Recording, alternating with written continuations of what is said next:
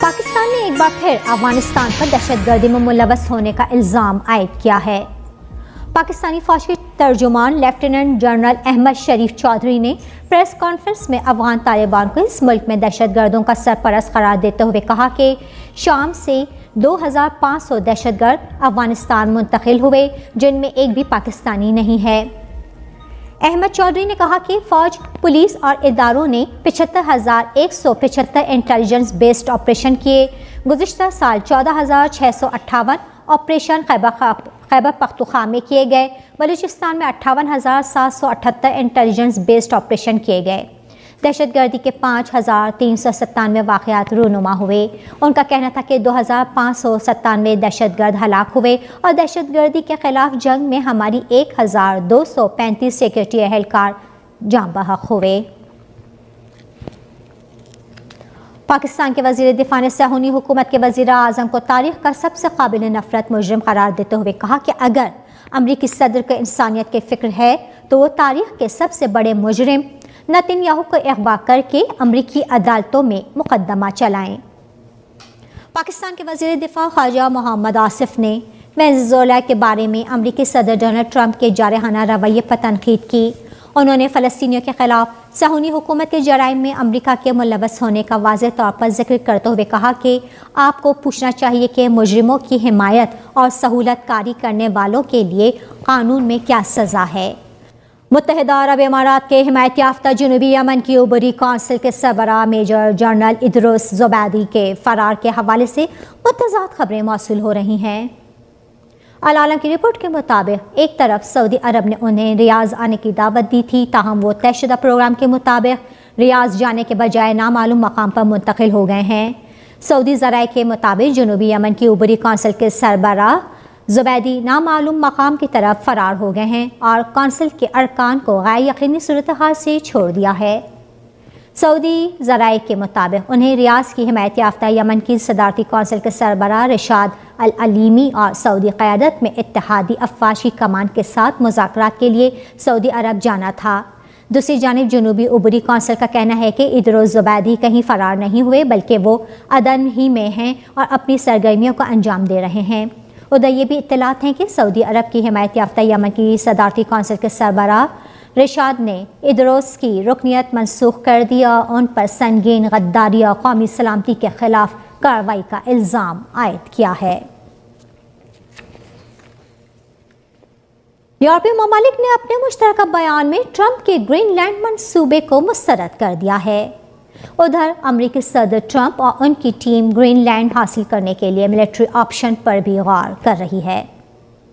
Venezuela کے صدر Nicolas Maduro کی غیر قانونی گرفتاری کے بعد امریکی صدر ڈونلڈ ٹرمپ نے اپنا اگلا ہدف گرین لینڈ کو بتایا ہے، جس کے خلاف یورپی ممالک متحد ہو گئے ہیں اور انہوں نے ٹرمپ کی دھمکی کے خلاف مشترکہ بیان جاری کر کے سخت پیغام دیا ہے۔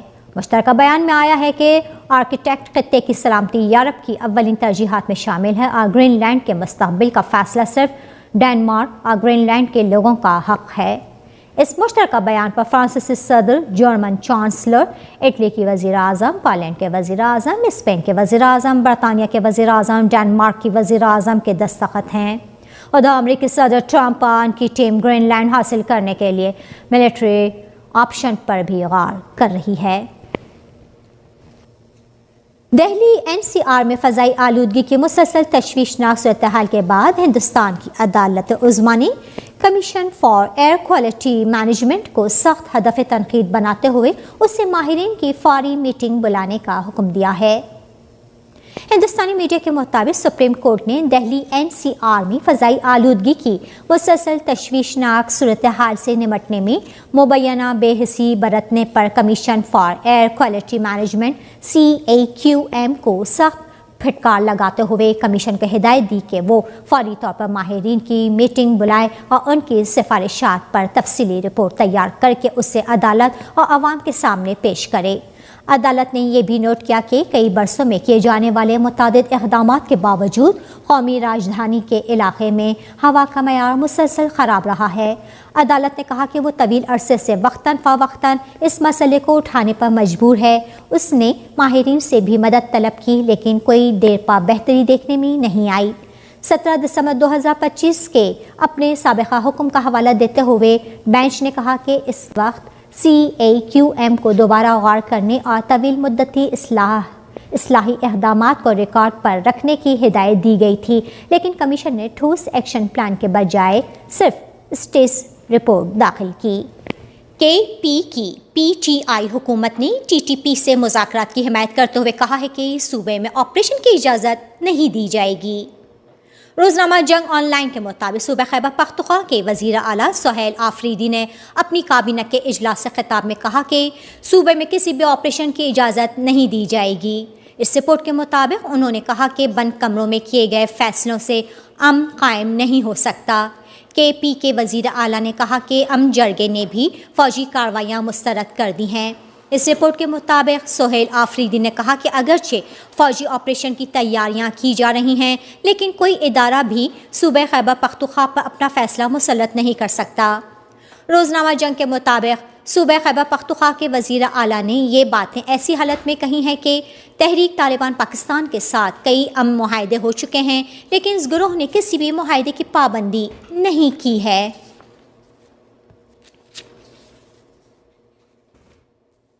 دہلی کی جواہر لال نہرو یونیورسٹی میں طلبہ کے ایک گروپ نے یونیورسٹی کیمپس کے اندر وزیر اعظم نریندر مودی اور مرکزی وزیر داخلہ امت شاہ کے خلاف متنازع نعرے لگائے۔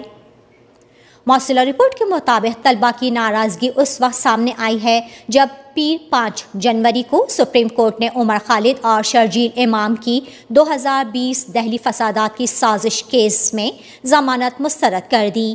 پیر کی رات ہونے والے احتجاج کی ایک مبینہ ویڈیو کے مطابق اسٹوڈنٹ کے وزیر اعظم نریندر مودی اور مرکزی وزیر داخلہ امت شاہ کی مذمت کرتے ہوئے نعرے لگائے گئے۔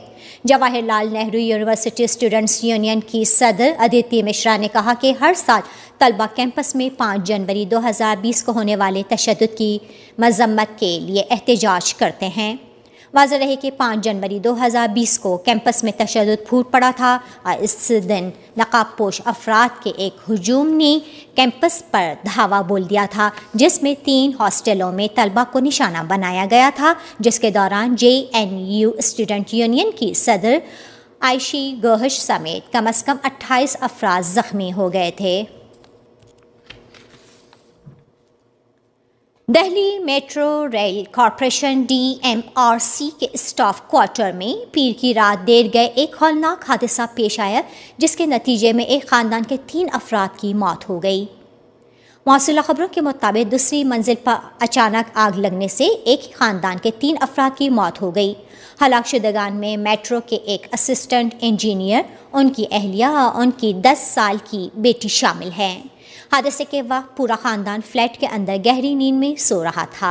ابتدائی تحقیقات سے معلوم ہوا کہ پہلے فلیٹ کے اندر دھواں بھرا اور اس کے بعد زوردار دھماکہ ہوا، جس سے آگ اور بھی بھڑک اٹھ گئی۔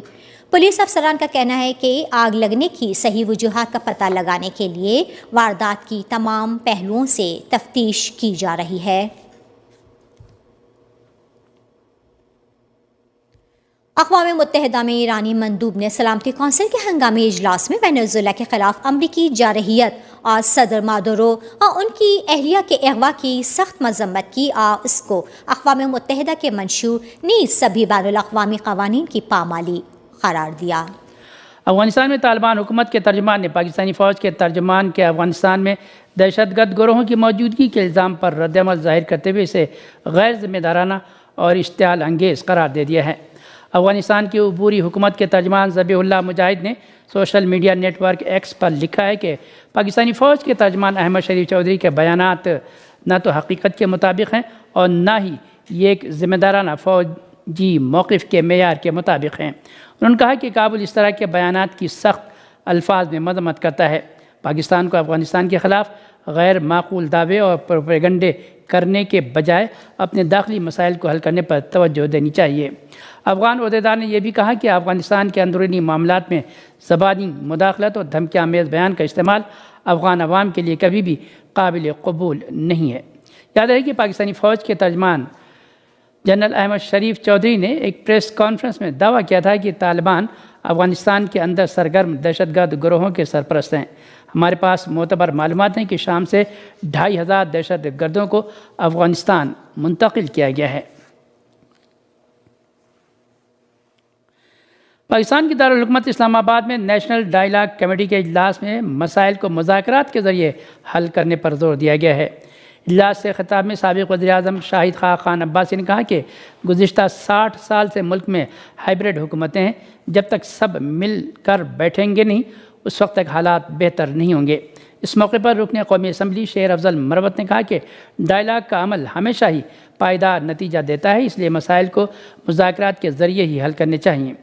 دوسری جانب ذرائع کا کہنا ہے کہ پاکستان کے وزیر اعظم شہباز شریف نے حکومت اور پی ٹی آئی کے درمیان مذاکرات کے لیے قومی اسمبلی کے اسپیکر سردار ایاز صادق کو گرین سگنل دے دیا ہے۔ ہندوستان کے دارالحکومت دہلی میں ہوئی تازہ بلڈوزر کارروائی کے متاثرین نے حکومت پر کڑی نکتہ چینی کرتے ہوئے اسے یک طرفہ اور جبری کارروائی قرار دیا ہے۔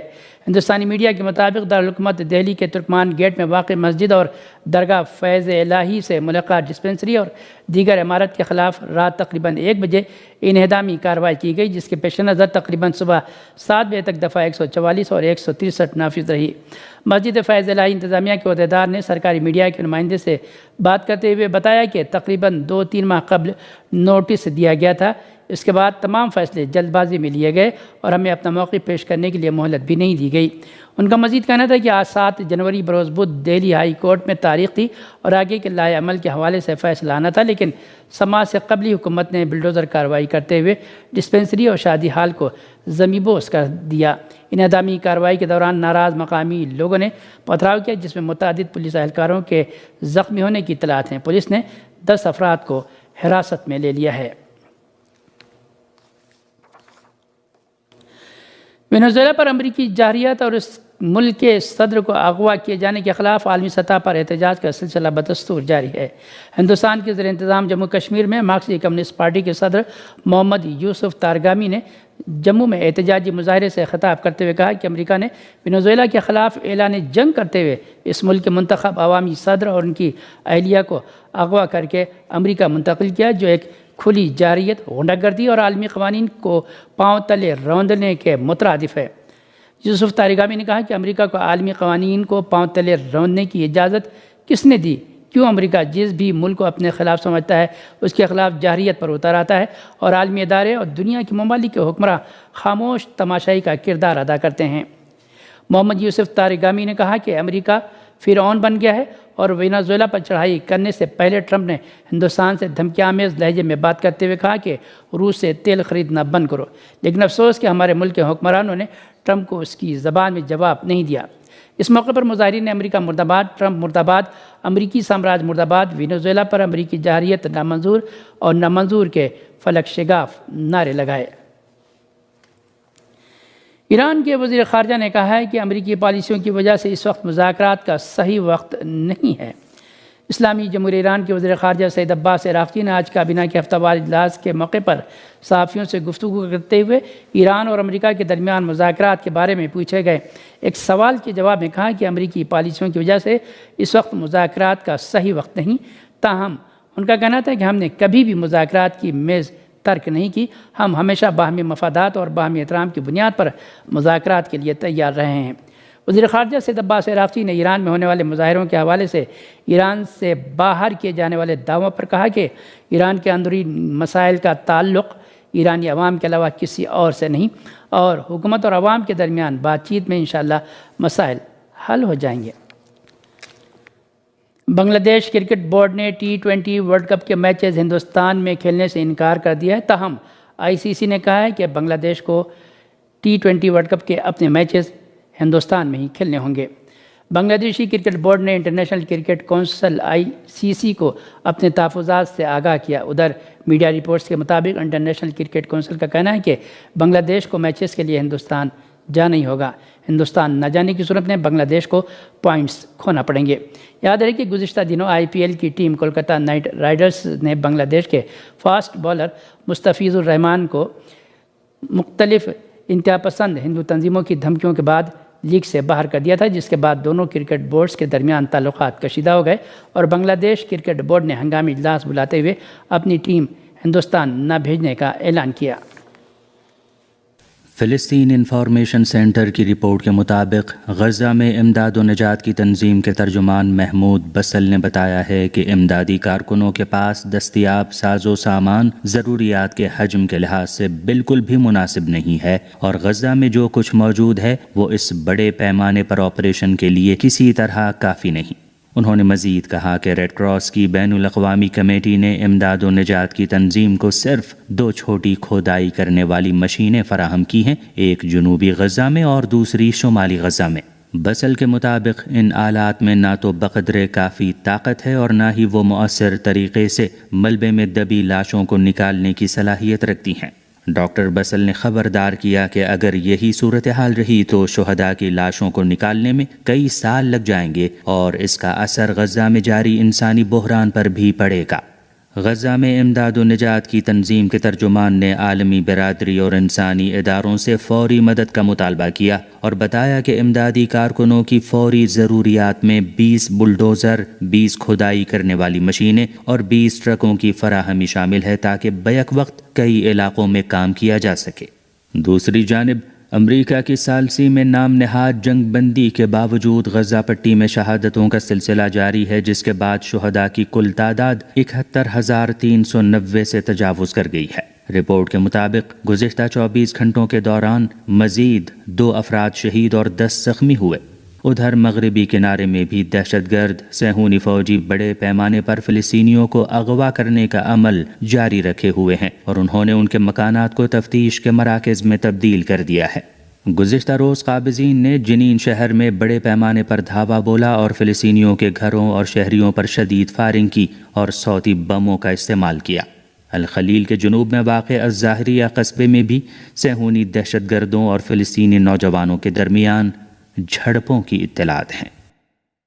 وینزویلا کے عبوری صدر ڈیلسی روڈریگز نے کہا ہے کہ 3 جنوری کو امریکی حکومت کے مجرمانہ فوجی حملے کے دوران ملک کے دفاع میں اپنی جانوں کا نذرانہ پیش کرنے والوں کے احترام میں 7 روزہ قومی سوگ کا اعلان کیا گیا ہے۔ انہوں نے زور دے کر کہا کہ نوجوان مردوں اور عورتوں نے وینزویلا اور صدر نکولس مادورو کے دفاع کے لیے اپنی جانیں قربان کی۔ انہوں نے ملک میں امن کو برقرار رکھنے کی اہمیت پر زور دیتے ہوئے وینزویلا کے خلاف ظلم و ستم کے خاتمے کا مطالبہ کیا۔ اگرچہ امریکی حملے میں ہلاکتوں کی کوئی سرکاری تعداد سامنے نہیں آئی ہے، مگر بعض ذرائع کا کہنا ہے کہ وینزویلا کے کم از کم 24 اور کیوبا کے 32 فوجی اہلکار امریکی جارحیت میں ہلاک ہوئے ہیں۔ ادھر وینزویلا پر امریکی جارحیت کے خلاف بین الاقوامی سطح پر رد عمل کا سلسلہ جاری ہے۔ روسی وزارت خارجہ نے ایک بیان میں اس حملے کی مذمت کرتے ہوئے کہا کہ اس طرح کی کارروائیوں کے لیے بے بنیاد بہانے کو جواز فراہم کرنے کی کوشش کی گئی ہے۔ اقوام متحدہ میں ایرانی مندوب نے سلامتی کونسل کے ہنگامی اجلاس میں وینزویلا کے خلاف امریکی جارحیت اور صدر مادورو اور ان کی اہلیہ کے اغوا کی سخت مذمت کی اور اس کو اقوام متحدہ کے منشور اور سبھی بین الاقوامی قوانین کی پامالی قرار دیا۔ وینزویلا کے صدر کو اغوا کرنے کی امریکی کارروائی کے رد عمل میں ہسپانوی وزیر اعظم پیڈرو سانچز نے اعلان کیا کہ میڈرڈ اس کارروائی کو بین الاقوامی قوانین کی صریح خلاف ورزی سمجھتا ہے اور اس کی شدید مذمت کرتا ہے۔ فرانسیسی صدر ایمانوئل میکرون نے بھی کہا کہ وینزویلا کے صدر نکولس مادورو کا تختہ الٹنے کے لیے امریکہ کی جانب سے استعمال کیا جانے والا طریقہ کار پیرس کو نہ تو منظور ہے اور نہ ہی اس کی حمایت کرتا ہے۔